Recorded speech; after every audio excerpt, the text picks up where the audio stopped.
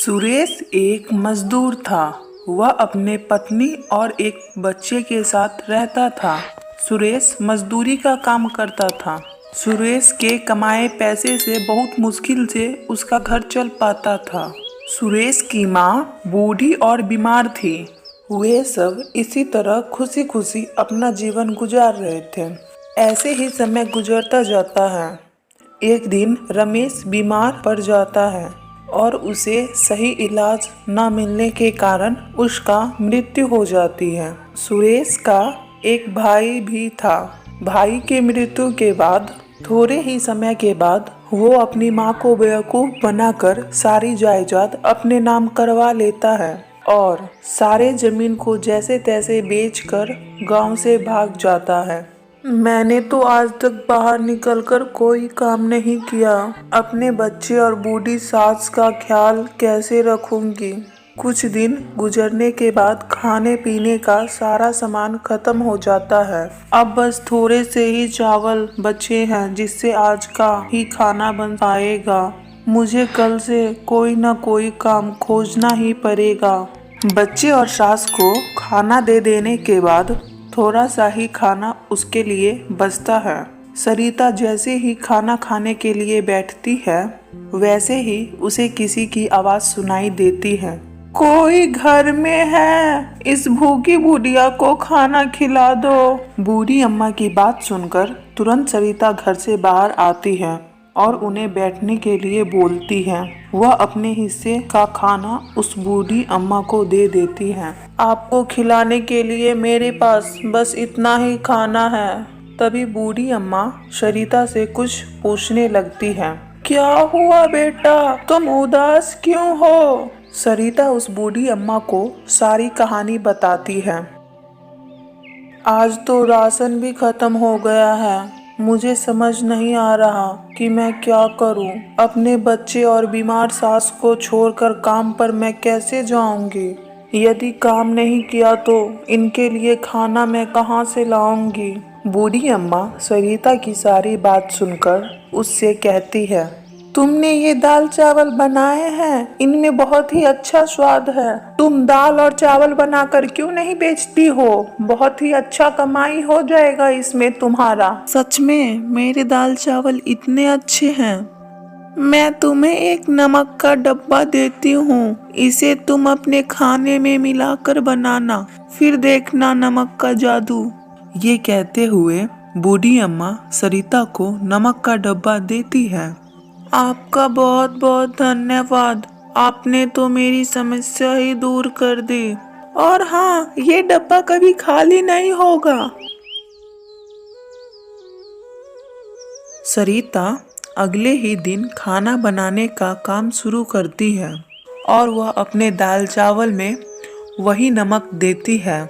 कुछ लोग उसके ठेले के पास आकर दाल चावल खाते हैं तो उसके दाल चावल के स्वाद लोगों को बहुत अच्छा लगता है।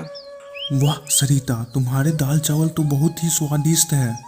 अब मैं रोज दाल चावल खाने आया करूंगा। भाई, ऐसी दाल चावल तो मेरी पत्नी कभी भी नहीं बना पाएगी। सरिता के दाल चावल पूरे गांव में मशहूर हो गए थे। उसके ठेले के पास हमेशा भीड़ लगा ही रहता था। सरिता के बनाए दाल चावल तुरंत ही बिक जाते थे। हमारे दाल चावल लोगों को बहुत पसंद आ रहा है। हमारे ठेले के पास तो लोगों की भीड़ हमेशा ही रहती है। अब हमारे घर में पैसे की कोई कमी नहीं होगी। तू एक काम कर, अपने साथ काम करने के लिए एक नौकर रख ले। आप ठीक कह रही हो अम्मा, मैं ऐसा ही करती हूँ। उसने काम पर मोहन नाम के आदमी को रख लेती है। क्यों न मैं भी किसी तरह खाना बनाकर अपना एक अलग ठेला लगा लूं। इस नौकरी से तो 4 पैसे ही मिल पाते हैं। अगर मैं अपना ठेला लगा लिया तो मुझे अच्छी कमाई हो जाएगी। एक दिन मोहन अपने दोस्त से मिलता है। मैं सोच रहा हूँ कि मैं भी एक अपना ठेला लगा लूं। सरिता महिला होकर कमा सकती है तो मैं क्यों नहीं। पर ठेला चलाने के लिए सरिता जैसी अच्छा खाना बनाना होगा ना, भी तुम उसके साथ रहकर खाना बनाना सीख लो, तो वो नौकरी छोड़ना। तुम सही बोल रहे हो। मोहन सोच में पड़ जाता। सरिता खाने में क्या मिलाती है जिससे खाने का स्वाद अच्छा हो जाता, ये मुझे पता लगाना ही होगा। एक दिन मोहन छुपकर सरिता को खाना बनाते हुए देख लेता है। बस केवल नमक मिलाने से खाने में इतना अच्छा स्वाद आ जाता है? हो न हो इसी नमक में जादू है। फिर होना क्या था, मोहन लालच में आकर नमक का डब्बा चुरा लेता है। सरिता का बेटा मोहन को नमक चुराते हुए देख लेता है और अपनी माँ को बता देता है। सरिता बहुत परेशान हो जाती है कि उसका नमक चोरी हो गया। अब उस नमक के बिना खाना कैसे बनाएगी। गीता जैसे ही खाना बनाने के लिए जाती है, वह देखती है कि वैसा ही नमक का डब्बा वहाँ पड़ा है। गीता यह देखकर बहुत हैरान हो जाती है और खाना बनाने लगती है। उधर मोहन भी अपना ठेला लगा लेता है। लोग मोहन के ठेले पर खाना खाने आते हैं। अरे इतना बेस्वाद और बेकार खाना, अरे भाई ओ, इसमें तुम नमक डाला या जहर, हमारे तो सारे पैसे बर्बाद हो गया। सभी लोग मोहन को भला बुरा कहने लगते हैं। लाओ पैसे वापस करो। हाँ, हमारे पैसे वापस करो। और अपने पैसे वापस लेकर वहाँ से चले जाते हैं।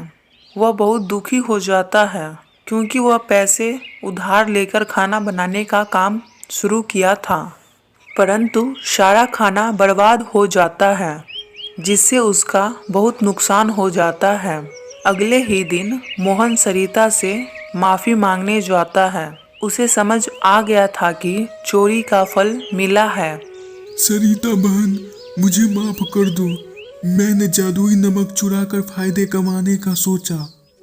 मैं लालच में अंधा होकर तुम्हारे जादुई नमक चुरा लिया। मुझे कृपा करके माफ कर दो। मुझे वापस नौकरी पर रख लो। मोहन को इस तरह रोते हुए सरिता से देखा नहीं जाता है। अरे तुम रोना बंद करो। मैं इतनी कठोर दिल की नहीं हूँ कि तुम्हें काम पर न रखूं।